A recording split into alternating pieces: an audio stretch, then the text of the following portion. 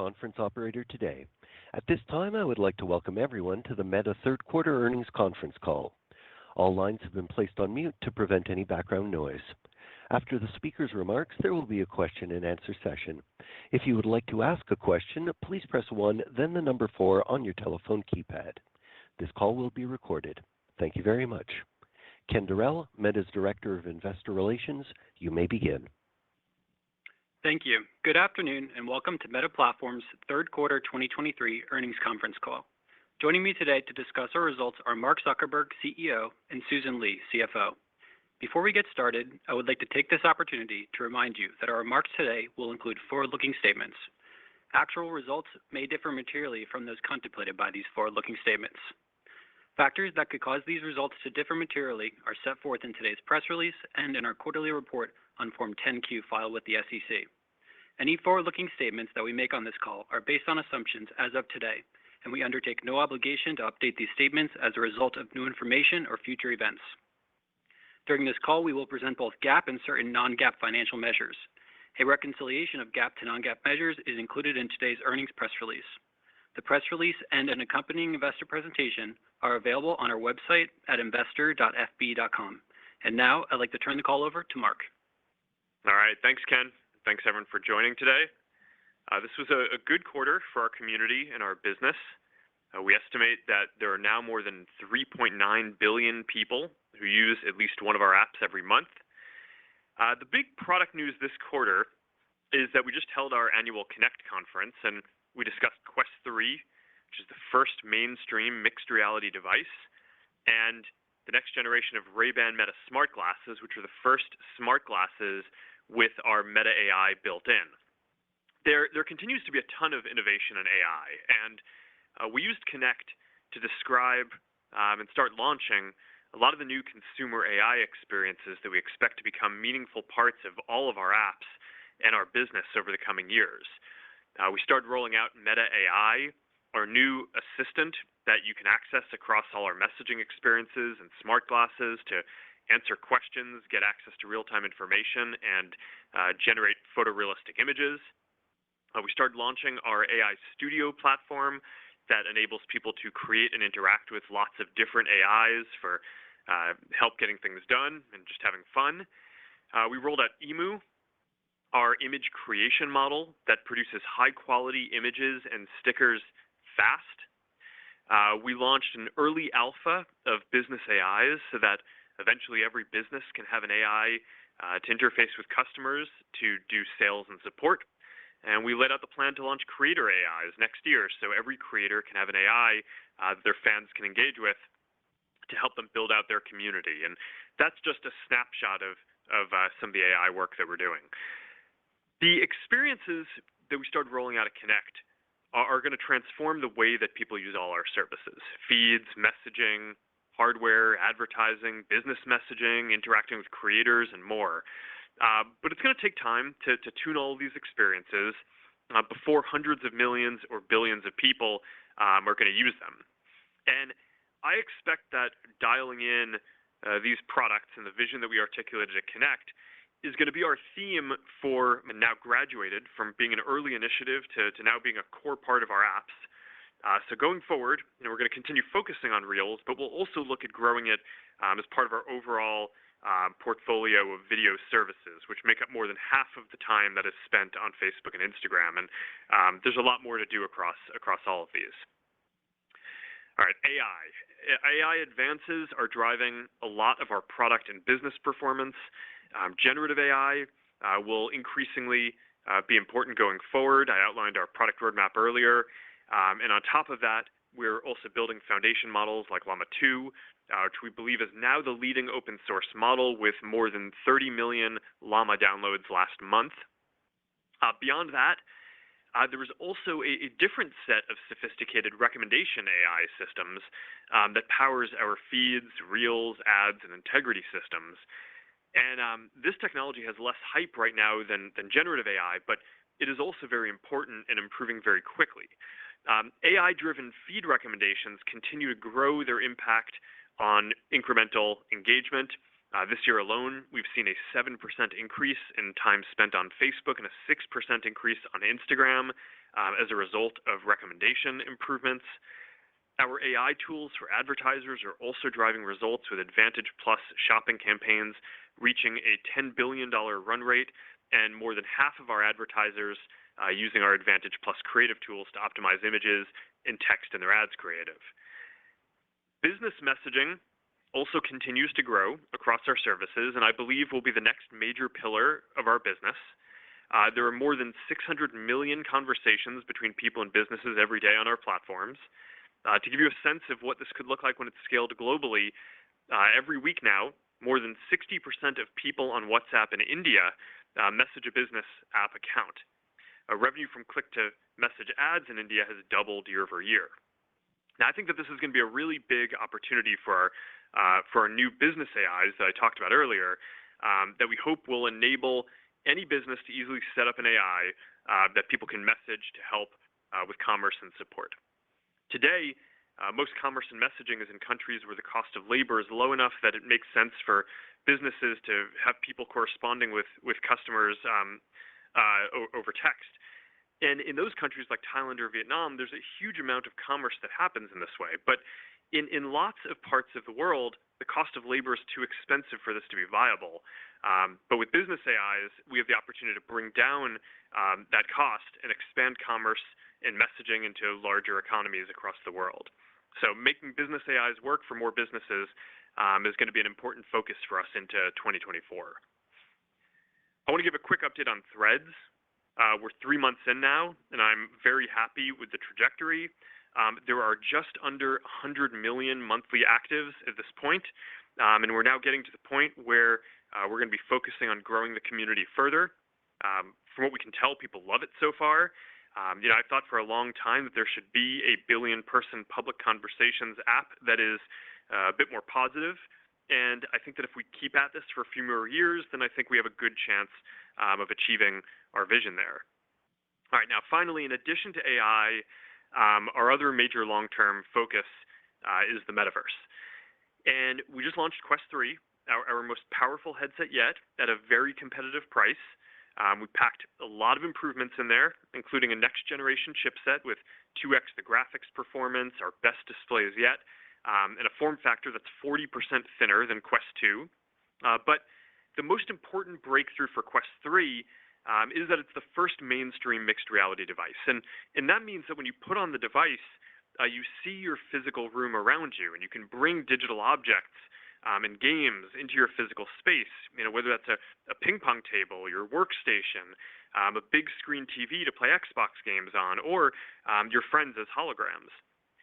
The early reviews have been great, and it's been fun to see how people respond to this. We also launched the next generation of Ray-Ban Meta smart glasses. They're upgraded from the first generation in basically every way: better camera, clearer audio, they're lighter, they have more styles, and you can now even live stream video from them. But most importantly, these are the first smart glasses shipping with Meta AI built in. So you can ask your glasses questions throughout the day, and it'll answer them right in your ear. And in many ways, glasses are the ideal form factor for an AI device because they enable your AI assistant to see what you see and hear what you hear. Again, it's good to see the early reviews are so positive, and I'm looking forward to this space evolving quickly over the coming years. We are also making progress on software for the metaverse too. Horizon is now growing faster as more new worlds like Super Rumble and Citadel come online. We also started testing Horizon for phones, tablets, and PCs, which is going to be an important part of how we build out the metaverse across devices. And we've had a couple of important milestones with avatars as well, both for our expressive avatars and the latest codec avatars that I showed off recently.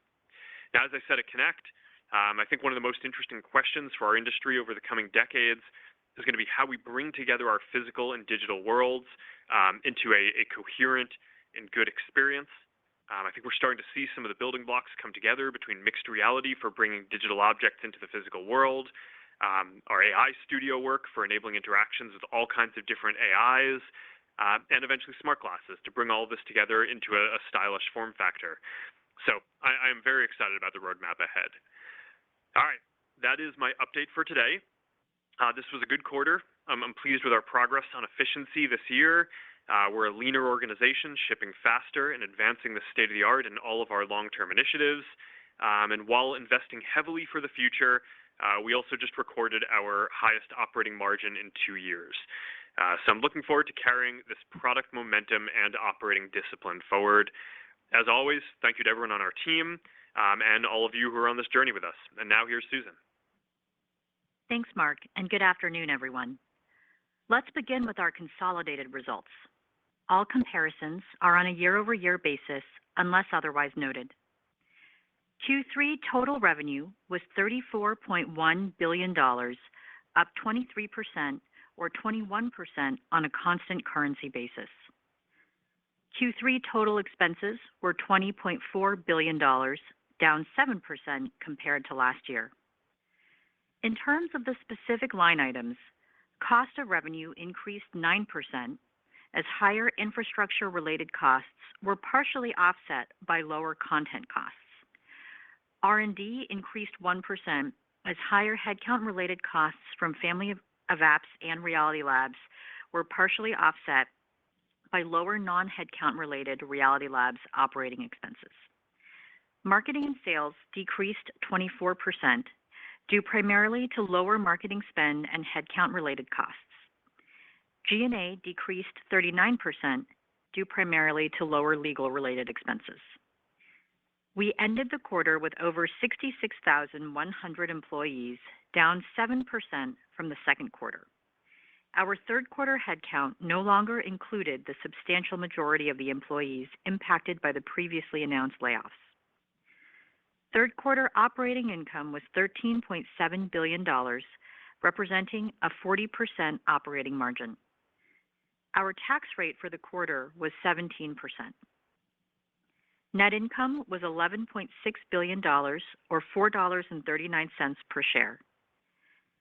Capital expenditures, including principal payments on finance leases, were $6.8 billion, driven by investments in servers, data centers, and network infrastructure.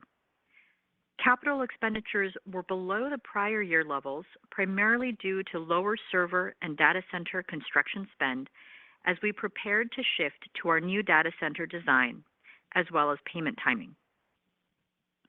Free cash flow was $13.6 billion, benefiting from a deferral of income taxes, which was paid in the fourth quarter. We repurchased $3.7 billion of our Class A common stock in the third quarter and ended the quarter with $61.1 billion in cash and marketable securities and $18.4 billion in debt. Moving now to our segment results. I'll begin with our Family of Apps segment. Our community across the Family of Apps continues to grow. We estimate that approximately 3.14 billion people used at least one of our Family of Apps on a daily basis in September, and that approximately 3.96 billion people used at least one on a monthly basis. Facebook continues to grow globally and engagement remains strong. Facebook daily active users were 2.09 billion, up 5% or 101 million compared to last year. DAUs represented approximately 68% of the 3.05 billion monthly active users in September. MAUs grew by 91 million, or 3% compared to last year. Q3 total Family of Apps revenue was $33.9 billion, up 24% year over year. Q3 Family of Apps ad revenue was $33.6 billion, up 24% or 21% on a constant currency basis. Within ad revenue, the online commerce vertical was the largest contributor to year-over-year growth, followed by CPG and gaming. Online commerce and gaming benefited from strong spend among advertisers in China reaching customers in other markets. On a user geography basis, ad revenue growth was strongest in Rest of World and Europe at 36% and 35%, respectively, followed by Asia Pacific at 19% and North America at 17%. Foreign currency was a tailwind to advertising revenue growth in all international regions. In Q3, the total number of ad impressions served across our services increased 31%, and the average price per ad decreased 6%. Impression growth was mainly driven by Asia Pacific and rest of world. The year-over-year decline in pricing was driven by strong impression growth, especially from lower monetizing services and regions. While overall pricing remains under pressure from these factors, we believe our ongoing improvements to ad targeting and measurement are continuing to drive improved results for advertisers. Family of Apps other revenue was $293 million in Q3, up 53%, driven by strong business messaging revenue growth from our WhatsApp business platform. We continue to direct the majority of our investments toward the development and operation of our Family of Apps. In Q3, Family of Apps expenses were $16.4 billion, representing approximately 81% of our overall expenses. FOA expenses were down 9% as growth in infrastructure-related costs was more than offset by lower legal-related expenses, marketing, and headcount-related costs. Family of Apps operating income was $17.5 billion, representing a 52% operating margin. Within our Reality Labs segment, Q3 revenue was $210 million, down 26%, due primarily to lower Quest 2 sales. Reality Labs expenses were $4 billion, flat year over year, as higher headcount-related expenses were offset by lower non-headcount-related operating expenses. Reality Labs operating loss was $3.7 billion. Turning now to the business outlook. There are two primary factors that drive our revenue performance: our ability to deliver engaging experiences for our community and our effectiveness at monetizing that engagement over time. On the first, overall engagement on Facebook and Instagram remains strong.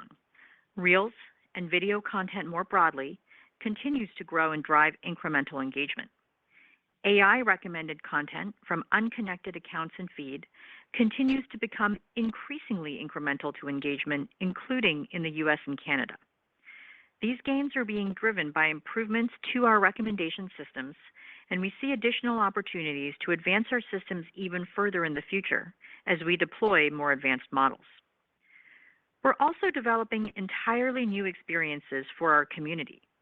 Our investments in AI capacity in recent years have enabled us to support leading generative AI research, and we're meaningfully accelerating the pace of bringing that research into our products. We launched our first consumer Gen AI experiences last month that are built on top of our foundation models and are excited to learn from how people use these tools to make them increasingly valuable over time.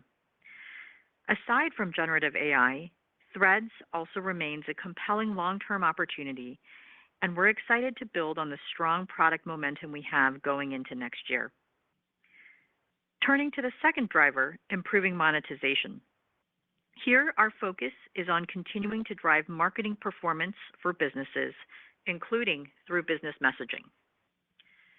There are 4 areas of this work: improving Reels monetization, creating engaging on-platform ad experiences, making it easier for advertisers to connect their marketing data, and increasingly leveraging AI across our ad systems and products. On Reels, we have continued to improve monetization and are now at a level where Reels is neutral to overall revenue. We've made tremendous progress over the last year building and scaling Reels as a consumer product, and it has now become part of the core experience on Instagram and Facebook. As such, we don't anticipate quantifying the net revenue contribution from Reels going forward. We will still work to further improve Reels ads performance through ranking improvements and making Reels ads increasingly interactive, while also growing supply to give businesses more opportunities to get in front of people. We anticipate this ongoing work will help Reels be a modest tailwind to revenue in 2024, while we continue to strike the right balance between engagement and revenue growth. But our focus going forward will be on growing revenue and engagement on overall video and more holistically across our product lines within Instagram and Facebook.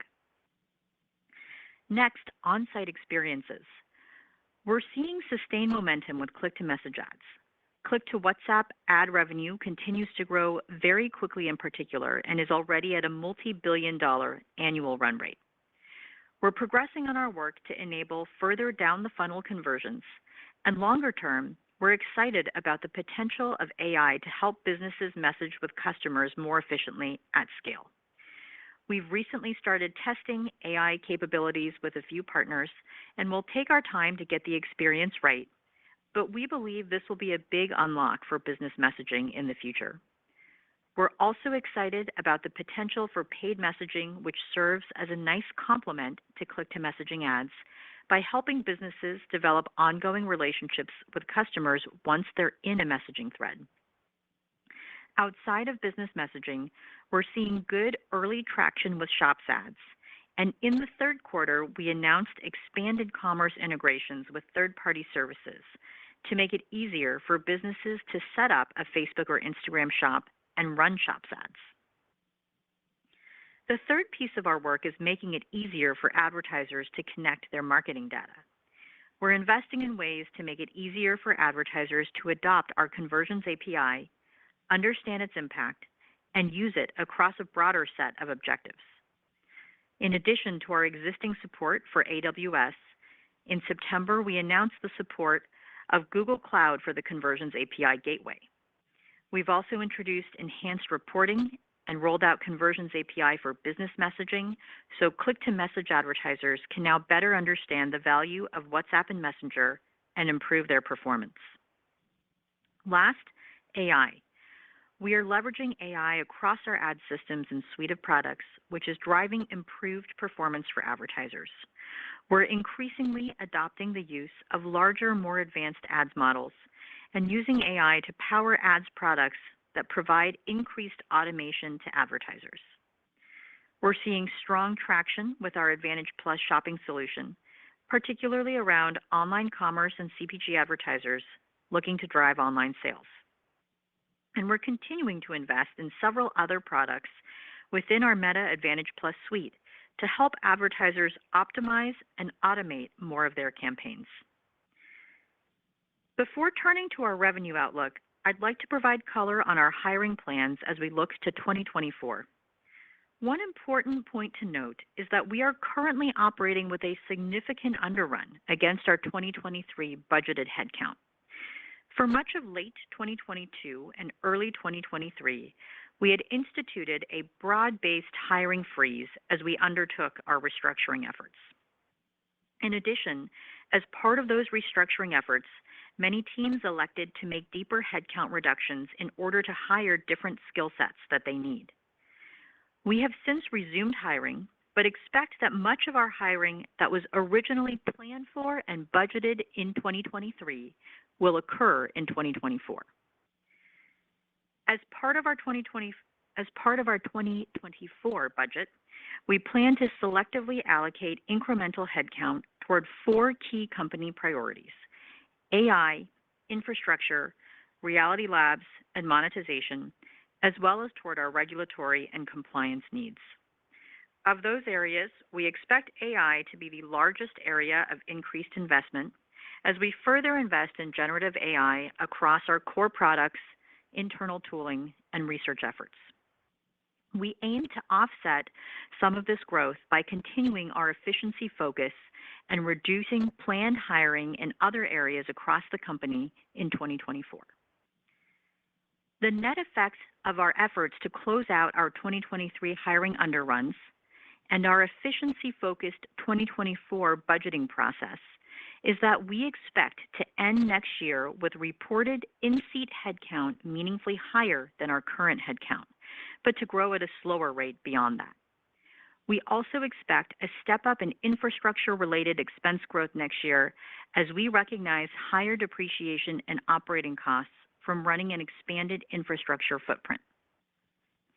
In addition, we continue to monitor the active regulatory landscape including the increasing legal and regulatory headwinds in the EU and the US that could significantly impact our business and our financial results. Of note, the FTC is seeking to substantially modify our existing consent order and impose additional restrictions on our ability to operate. We are contesting this matter, but if we are unsuccessful, it would have an adverse impact on our business. Turning now to the revenue outlook. We expect fourth quarter 2023 total revenue to be in the range of $36.5 to $40 billion. Our guidance assumes a foreign currency tailwind of approximately 2% to year-over-year total revenue growth in the fourth quarter based on current exchange rates. Turning now to the expense outlook. We anticipate that our full year 2023 total expenses will be in the range of $87 to $89 billion, lowered from our prior range of $88 to $91 billion. This outlook includes approximately $3.5 billion of restructuring costs related to facilities consolidation charges and severance and other personnel costs. We expect Reality Labs operating losses to increase year-over-year in 2023. We are also sharing a preliminary outlook for 2024 expenses, CapEx, and our tax rate. We expect full year 2024 total expenses to be in the range of $94 to $99 billion. We continue to expect a few factors to be drivers of total expense growth in 2024. First, we expect higher infrastructure-related costs next year. Given our increased capital investments in recent years, we expect depreciation expenses in 2024 to increase by a larger amount than in 2023. We also expect to incur higher operating costs from running a larger infrastructure footprint. Second, we anticipate growth in payroll expenses as we work down our current hiring underrun and add incremental talent to support priority areas in 2024, which we expect will continue to shift our workforce composition toward higher cost technical roles. Finally, for Reality Labs, we expect operating losses to increase meaningfully year-over-year due to our ongoing product development efforts in AR/VR and our investments to further scale our ecosystem. Turning now to the CapEx outlook. We expect 2023 capital expenditures to be in the range of $27 to $29 billion, updated from our prior estimate of $27 to $30 billion. We anticipate our full year 2024 capital expenditures will be in the range of $30 to $35 billion, with growth driven by investments in servers, including both non-AI and AI hardware, and in data centers as we ramp up construction on sites with the new data center architecture we announced late last year. On to tax. Absent any changes to U.S. tax law, we expect our fourth quarter 2023 and full year 2024 tax rates to be similar to the third quarter of 2023. Please note that our outlook for 2024 expenses, capital expenditures, and tax rate are preliminary estimates. In the future, we expect to provide our initial forward year expense, CapEx, and tax rate outlooks on the fourth quarter call. In closing, this was a good quarter for our business as our efficiency efforts are translating into improved financial results, and we're seeing momentum across our company priorities. We are excited to build on this work in 2024 as we invest in areas that have the potential to meaningfully transform how people engage with our services and with each other in the years ahead. With that, Dave, let's open up the call for questions. Thank you. We will now open the lines for a question and answer session. To ask a question, press 1 followed by the number 4 on your touch-tone phone. Please pick up your handset before asking your question to ensure clarity. If you are streaming today's call, please mute your computer speakers. Your first question comes from the line of Brian Nowak with Morgan Stanley. Great. Thanks for taking my questions. I have two. The first one, Mark, just wanted to ask you about the open source model strategy. You've been a leader in developing a lot of unique open source AI models. You've got some high-profile distribution partners now. How do you think about the strategic opportunity for Meta from the growing open source model adoption? And then the second one, Susan, just on the operating losses at Reality Labs, I understand there's product development and efforts to scale the ecosystem. Can you help us understand or give us examples of expenditure going on within Reality Labs that could also be ported and used over a family of apps, perhaps over time? Sure. Okay, I can start with the AI models. We have a pretty long history of open sourcing parts of our infrastructure that are not kind of the direct product code. And a lot of the reason why we do this is because it increases adoption and creates a standard around the industry, which often drives forward innovation faster. So we benefit and our products benefit, as well as there's more scrutiny on kind of security and safety related things. So we think that there's a benefit there. And sometimes more companies running models or infrastructure can make it run more efficiently, which helps reduce our costs as well, which is something that we've seen with open compute. So I think that there's a good chance that that happens here over time, and obviously our CapEx expenses are a big driver of our costs. So any aid in innovating on efficiency is sort of a big thing there. The other piece is just that over time with our AI efforts, we've tried to distinguish ourselves as being a place that does work that will be shared with the industry, and that attracts a lot of the best people to come work here. So, a lot of people want to go to the place to work where their work is going to touch most people. One way to do that is by building products that billions of people use. But if you're a really focused engineer or researcher in this area, you also want to build the thing that's going to be the standard for the industry. So I think that's pretty exciting, and it helps us do leading work. While at the same time, a lot of the secret sauce that goes into our products is specific product logic on top of the model, and we're also able to further train the models with data that we have internally. So I think it's a good balance of improving the quality of what we do and improving the economics around it and improving recruiting while still enabling us to build the leading product.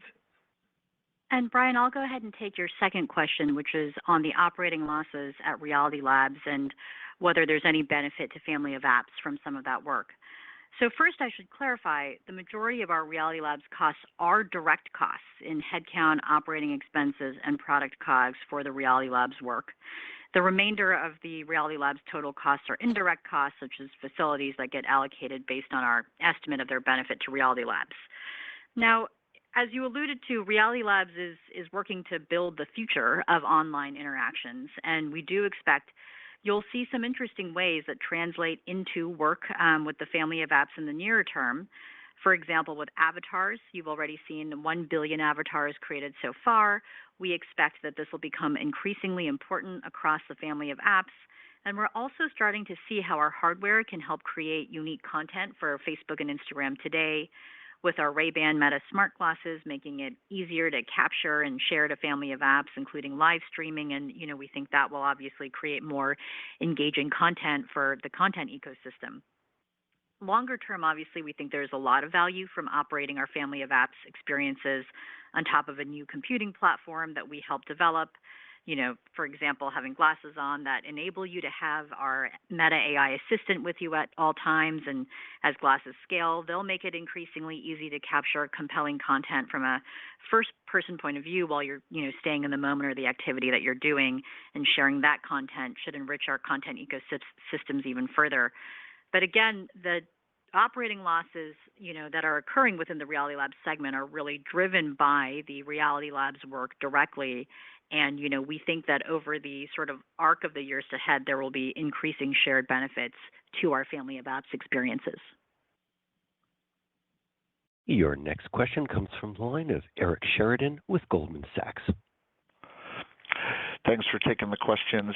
Maybe on the business, I have two. One, when you see maybe a wider divergence than we thought in terms of some of the regional performance of the advertising businesses, anything to call out region by region in terms of either macroeconomic conditions or levels of product initiatives having been rolled out in different parts of the world that might lead to a wider divergence in operating performance in the ad business across the globe would be number one. And then two, Susan, you introduced this concept a couple of quarters ago about data center architecture, and you said it's now being deployed in the way you're allocating capital into the business. Is there any update on how we should be thinking about that on a multi-year view in terms of achieving additional capital efficiencies and be able to deploy less CapEx, but maybe with a higher throughput or output on those dollars spent? Thank you. Thanks, Eric. So your first question, I think, was about regional trends or regional themes in our ad revenue, which, as you saw this quarter, accelerated across all regions. To give you a little bit of color, in North America, we saw accelerate by 7 points, due primarily to strong demand from China advertisers. Note that North America didn't experience the same currency tailwinds that drove acceleration in year-over-year growth for the other regions. In the EU, or in our EU region, we saw that accelerate 21 points. There was a broad-based acceleration in the region, including demand from China advertisers and some benefit from currency tailwinds after facing currency headwinds in Q2. Asia Pacific accelerated 9 points. We benefited from stronger demand in Southeast Asian countries, and again, the flip to currency tailwinds versus headwinds in Q2. Rest of world accelerated 20 points. We saw both stronger pricing and the same currency dynamic there. Brazil was a strong contributor to the region's acceleration, due in part to increased advertisers' demand from China advertisers targeting users in Brazil. Your second question was around the impact of the new data center architecture on our CapEx investments in the years to come. You know, we are still relatively early on this. We had to pause some of our existing data center construction work and, to switch over to the new data center architecture that played through in some of our 2023 CapEx dynamics. And going forward, as I think we said when we introduced the concept of this architecture, we expect it to be more cost efficient for us. We expect it will give us greater fungibility in the way that we plan for CPU and GPU capacity. So we expect that we'll be realizing the cost benefits and efficiencies and the planning flexibility that the architecture gives us in the years to come. And your next question comes from the line of Mark Shmulik with Bernstein. Yes, hi. Thanks for taking the questions. The first is, this month you started to roll out some of those first kind of Gen AI tools for ad creative. And we'll have to hear a little bit about kind of how that's going. Are advertisers using this, and really is it creating better ads on their behalf? And then secondly, as we kind of look ahead here to the fourth quarter, there's certainly been a lot of unfortunate geopolitical kind of activity around the globe. We'd love to just understand some color around how that affects kind of Meta's ad business. Thank you. Hi, thanks, Mark. I can take both of those. So your first question was around Gen AI tools, especially for advertisers, and you'll see that we have been increasingly testing these in our AI sandbox. And then as they become more mature, we incorporate them into our ads manager directly. We've incorporated them into some of our Advantage Plus solutions. A few that I would highlight that we're rolling out this quarter are text variations, so generating multiple versions of ad text based on an advertiser's original copy that helps highlight the selling points of their products and services, giving them multiple text options to better reach their audience. Another one is image expansion, which helps adjust creative assets to fit different aspect ratios across multiple services like Feed or Reels. That allows advertisers to spend less time themselves trying to repurpose their creative assets in these different formats. Another one is background generation, creating multiple backgrounds to complement the advertiser's product images, allowing advertisers to tailor their creative assets for different audiences. And we're making this available actually through Advantage Plus catalog ads. And so we really feel like we've introduced quite a lot of new ads products and features. You asked about the Gen AI ones specifically, so those are the ones I highlighted. We've actually introduced a number of others that are related to other dimensions of the ad creation experience that we expect will help, improve our advertising performance, will help advertisers drive sales, especially over the holidays and especially in the Advantage Plus shopping suite. So we're very excited about all of those upcoming launches, and we think that the early advertiser feedback has been very positive. Your second question was on looking ahead in Q4 and the impact of some of the geopolitical activity that we've seen around the world and how that might be affecting our business. So first, I think I should start by saying that, our thoughts are with everyone who has been impacted by the horrific violence in the Middle East, and we know that our services can be a vital tool for information and connection and expression at a moment like this. And we're continuing to monitor the situation and are doing everything we can to keep people safe and to keep our services secure. Now, in terms of how this translates into impact on the Q4 business, first of all, I should say that coming into Q4, we've been seeing continued strong advertiser demand in key segments, including online commerce and gaming. But having said that, we are also seeing more volatility at the start of the quarter. That's in part why we widened our guidance range to capture that uncertainty. And so, for instance, while we don't have material direct revenue exposure to Israel and the Middle East, we have observed softer ad spend in the beginning of the fourth quarter, correlating with the start of the conflict, which is captured in our Q4 revenue outlook. It's hard for us to attribute demand softness directly to any specific geopolitical event. Historically, we have seen broader demand softness follow other regional conflicts in the past, such as in the Ukraine war. So this is something that we're continuing to monitor. We've reflected the latest trends and advertiser reaction that we've seen into our Q4 outlook, which, again, we think reflects the greater uncertainty and volatility in the landscape ahead. I want to add here, too, that we are pleased with the fundamentals of the business and with our execution. We've seen promising engagement trends. We're continuing to drive ad performance improvements. We're executing well on our company priorities. So we'll continue to stay focused in those areas, and we'll also remain disciplined with our investment approach as we navigate a volatile environment. Your next question comes from line of Doug Anmuth with J.P. Morgan. Thanks for taking the questions. One for Mark and one for Susan. Mark, I was hoping you could talk more about the Gen AI-driven vertical chatbots and Meta AI Assistant rolled out at Connect a few weeks ago. How do you think about the potential for these products to improve both engagement and monetization over time? And then Susan, I know it's early, but I was hoping you could talk a little bit qualitatively about some of the puts and takes to 2024 revenue growth. And then in particular, whether you'd expect revenue to grow faster than expenses off a normalized revenue base backing out restructuring. Thanks. Sure, I could talk about some of the AI launches first. We launched Meta AI, which is sort of an AI assistant that you can ask different questions and get access to real-time information as well as generating images. And we also launched the first version of AI Studio with several initial AI characters that you can interact with. And part of the idea here is that we think that having a basic assistant is really important, but we think that people are that there are going to be lots of different AIs that people interact with. We think ultimately, most creators are going to want one to help grow and engage their community. We think most businesses are going to want one to help support their customers and help drive commerce.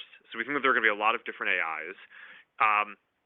In terms of engagement, the first order effect is, I think is at scale, I think that this is going to be one of the ways that people use our messaging apps and communicate with. You're going to talk to people and you'll talk to AIs. what the mix of that is, I think will kind of shift over time, and I don't think anyone can really predict that. But this is a new use case that doesn't take away from people interacting with people. If anything, it should. We're designing these to make it so that they can help facilitate and encourage interactions between people and make things more fun by making it so you can drop in some of these AIs into group chats and things like that, just to make the experiences more engaging. So I think this should be incremental and create additional engagement. The AIs also have profiles in Instagram and Facebook and can produce content. And over time, we're going to be able to interact with each other. And I think that that's going to be an interesting dynamic and an interesting, almost a new kind of medium and art form. So I think that that'll be an interesting vector for increasing engagement and entertainment as well. So I'm excited about that. Of course, whenever there's more engagement in the apps, that creates the opportunity for more monetization. So there's that on the monetization side. And then the other big opportunity on monetization, which I talked about up front, is just business messaging. One of the big things that I think is a key unlock for making the business messaging, for making that business model work around the globe, is effectively making it so that businesses in countries where there's a higher cost of labor can have an AI that can respond to messages from people, so that way it's not cost prohibitive for them to engage in that in that type of interaction with customers. So I think that if we can, as we are able to roll out the business AIs, I think that can really unlock and grow the business messaging business in a big way. But we have a lot of work to do to get there. So that's kind of a basic view on how I think this will affect the engagement in business. I'm happy to take the second question. Thanks, Doug. We obviously have not shared a 2024 revenue outlook yet. You asked about what are some of the significant puts and takes, and I'd maybe point back to what I said earlier about the Q4 outlook, just to highlight what a volatile macro environment we believe we're in. I think that will obviously have a big impact on the advertising market next year, and it's something we'll be keeping a very close eye on. But ultimately, we're very subject to volatility in the macro landscape. Certainly, our own ads performance is an area where we have invested a lot, and we've seen a lot of increased value that we've been driving for marketers. We've been increasing the conversions we deliver, higher and offering higher return on their ad spend. So, we think that'll be an important factor. We're continuing to unroll a lot of new features, both Gen AI and not, in our ads tool, and we're continuing to improve the ranking and delivery models that underlie our ads infrastructure. We'll also be obviously lapping stronger periods, especially in, as you saw with this quarter's results. So all of those factors, I think, will play into the 2024 revenue outlook. You also asked about the kind of the expense philosophy next year, whether expense growth will be tied to revenue growth. Obviously the revenue outlook is uncertain. We talked a little bit about what's going into the preliminary expense guide for 2024. The big components there are around infrastructure expenses. We do expect, given the increased capital investments that we have made in recent years, that depreciation expenses in 2024 will increase by a larger amount than in 2023. And we expect to incur higher operating costs from running a larger infrastructure footprint. The second big driver is on payroll. We anticipate payroll growth driven by the spillover of hiring that we had intended for 2023 into 2024. And we do expect that Family of Apps will be a larger source of payroll expense growth than Reality Labs in 2024. Additionally, hiring will generally be concentrated in technical roles, which will continue to shift our workforce composition towards a higher cost basis. And of course, the final piece being Reality Labs operating losses, which we expect to increase in 2024 across both the expense growth from higher payroll costs as well as higher non-headcount costs to support the development of our next-gen VR and AR products. How the expense and revenue outlook, come together, obviously that's as we get more information on the revenue outlook for next year, that will influence that. Ultimately, we have talked about the framework that we, introduced in the past. We recognize that we have very ambitious investments on the horizon, including over a long time horizon with our Reality Labs work, and newer, equally ambitious investments we've added in the Gen AI roadmap more recently. And we recognize that we have to earn the ability to invest in all of those things by delivering consolidated operating income growth over time. So that's something we're very much focused on.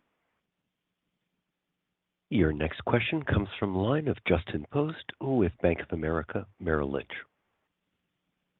Great, thank you. I guess I'll ask about the DSA and DMA, and also press reports that there could be a subscription offering in Europe. Maybe Mark, how do you think about subscription usage for Facebook? Maybe an update on how Meta Verified is going, and how you're thinking about the evolution of the model in Europe. Maybe we'll start with that, and then for Susan, I know you've talked a lot about Chinese advertisers. How do you think that could affect the growth as you comp that next year? Thanks a lot. Hi, Justin. Thank you for the question. I think there are multiple parts there, and I will do my best to address all of them, but of course, let me know if I miss anything. So the first question was sort of around operating in Europe, in particular the legal basis for ads. So as we announced in August, we intend to evolve our legal basis for processing personal data for ads to a consent model in the EU, the EEA, and Switzerland, given the recent regulatory developments in those regions. We don't have any further details to share on the exact implementation at this time. We're continuing to engage with the DPC and other regulatory authorities on our proposed consent model, but we're committed to making this move as soon as possible, and we will provide an update when we have it. The second question you asked was about Meta Verified. So, we're still, I think, quite early here, but we've rolled out Meta Verified for creators to most markets globally. We continue to hear positive feedback from creators as we've helped them more easily establish their presence on Facebook and Instagram. We also have recently begun testing Meta Verified for businesses on Facebook and Instagram in select countries, and we have plans to expand that to businesses on WhatsApp in the future. And this will allow businesses to more easily stand out on our apps and build confidence with their customers and let their customers know that they're chatting with the right business. So we're encouraged by the early signs that we're seeing there, but again, very early and not a lot more to share right now. The third part of your question was around Chinese advertisers. So spend from Chinese advertisers further accelerated for us in Q3. We have benefited from strong investments from, a few of our larger clients.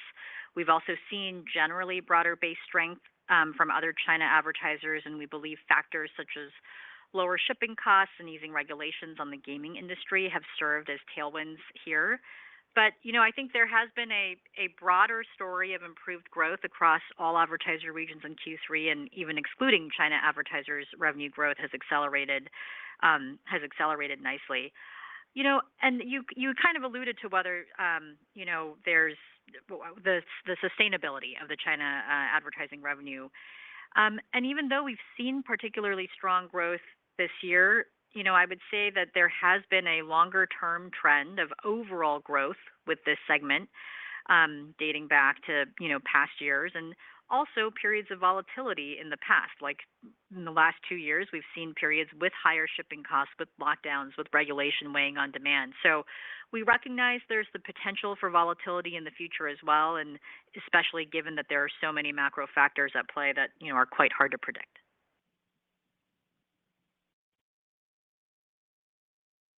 Your next question comes from a line of Youssef Squali with Truist.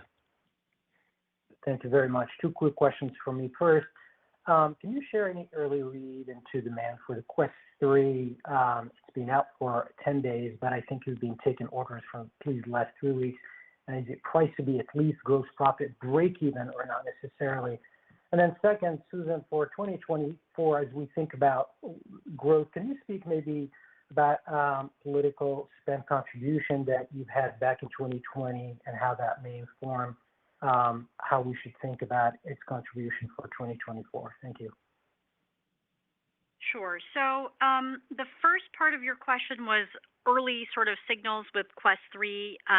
We are not sharing any explicit expectations for Quest 3, either, Q4 Reality Labs revenue, unit sales, et cetera. But we are very excited to have Quest 3 in market, in particular during the holiday shopping period. We think early reviews have been great, and we're very excited to have a product out there that are going to introduce a lot of people to mixed reality experiences for the first time. So it's very early. I think we don't have very many more specifics, but again, we're quite excited to have it in the market and to have it in particular during the holiday marketing season. Your second question was about political spend. And so this is a place where, I would say we saw acceleration and positive year-over-year growth in all verticals this quarter, really except politics, which is lapping the lead up to the 2022 U.S. midterms last year. So I will say, though, that this is also just a very small vertical for us, so there's not too much more to add there. Dave, we have time for one last question.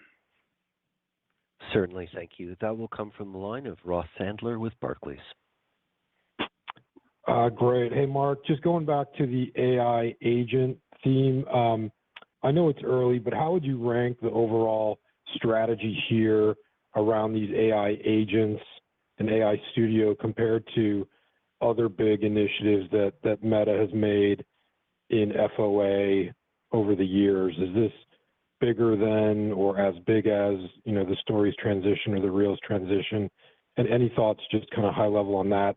And then the cost of serving up responses, especially stickers and images, is a little bit more expensive than your core business of, aggregating the news feed. So, how much more expensive, I guess, is the question, and are there things you can do to bring that cost down? Thanks a lot. Yeah, sure. In terms of how big this is going to be, it's hard to predict. Because I don't think that anyone has built what we're building here. There are some analogies like, what OpenAI is doing with ChatGPT, but that's pretty different from what we're trying to do. Maybe the Meta AI part of what we're doing overlaps with the type of work that they're doing, but the AI characters piece, there's a consumer part of that, there's a business part, there's a creators part. I'm just not sure that anyone else is doing this. And when we were working on things like Stories and Reels, there were some market precedents before that. Here, there's technology, which is extremely exciting. But I think part of what leading in an area and developing a new thing means is that you don't quite know how big it's going to be. But what I'd predict is that I do think that the fundamental technology around generative AI is going to transform meaningfully how people use each of the different apps that we build. I think for the feed apps, I think that over time more of the content that people consume is going to be either generated or edited by AI. Some of it will be creators will now have all these tools to make content more easily and more fun. And I think over time maybe we'll even get to the point where we can just generate content directly for people based on what they might be interested in. I think that could be really compelling. On the messaging side, I think that the way that we're looking at these AIs kind of ties into that directly, where you'll be able to message with Meta AI or any of these different AIs for whether it's for fun, you have a question about something, you want help doing something, you want to play a game, or you want to message with a business for commerce, or you want to engage with your favorite creator and they wouldn't normally otherwise have time to message you back, but now they have an AI representing them that can, and that will accrue to messaging behavior. It's going to change advertising in a big way. It's going to make it so much easier to run ads. Businesses that basically before would have had to create their own creative or images now won't have to do that. They'll be able to test more versions of creative, whether it's images or eventually video or text. I think that's really exciting, especially when paired with the recommendation AI. On the hardware side, obviously the smart glasses that we just rolled out, we sort of thought were a precursor to eventually getting to displays and holograms for augmented reality, and I think we will eventually get there still.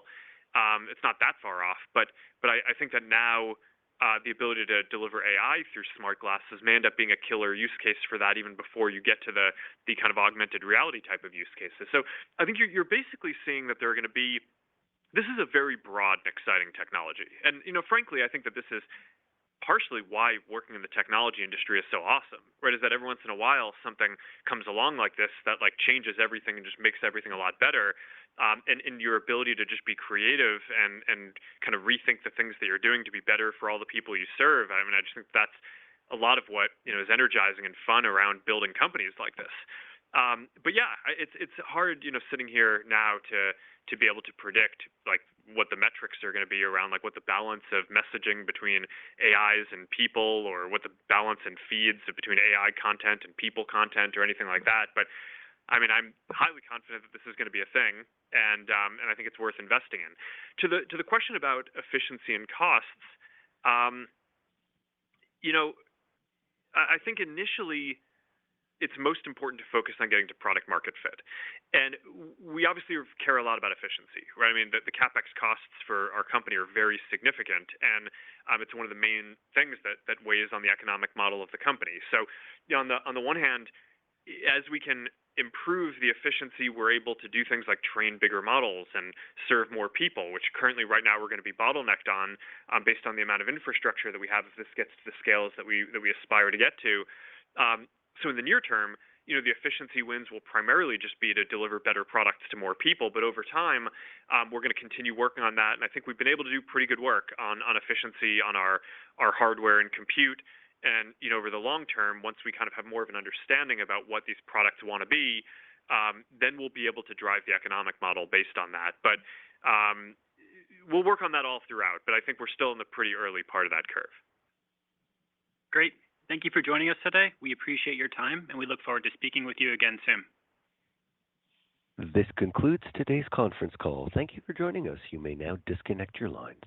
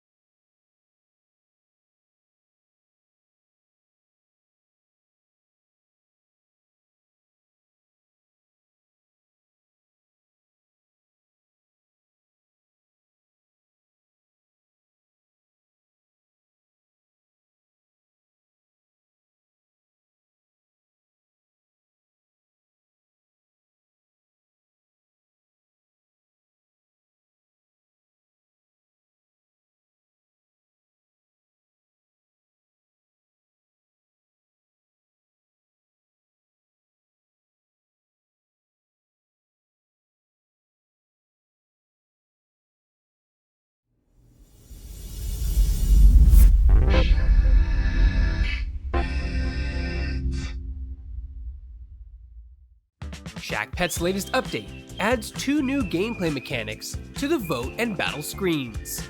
With Cuteness Overload, players who are struggling to vote for the cuter pet picture can now abstain from making a decision. Super Swipes will allow power users to challenge 10 pet pictures with 1 swipe on the new battle screen. This is for players confident that their pet picture is cuter than any comers. Players can gain Cuteness Overloads and Super Swipes by completing challenges. The Shackpets 1.0.7 update is out now on Google Play and the iOS App Store. So jump into the ultimate battle for cuteness today.